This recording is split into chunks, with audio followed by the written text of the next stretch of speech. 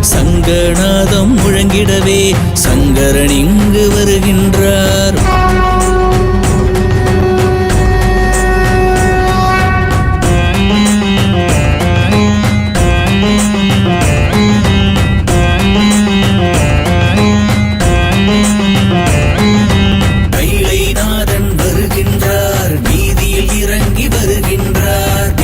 பாத்திரம் கரவேந்தி பவளக்காலில் வருகின்றார். பொன்னார் மேனியன் வருகின்றார், நெற்றி கண்ணார் வருகின்றார், உடுக்கை கையினம் வருகின்றார், இடுக்கண் களையவே வருகின்றார்.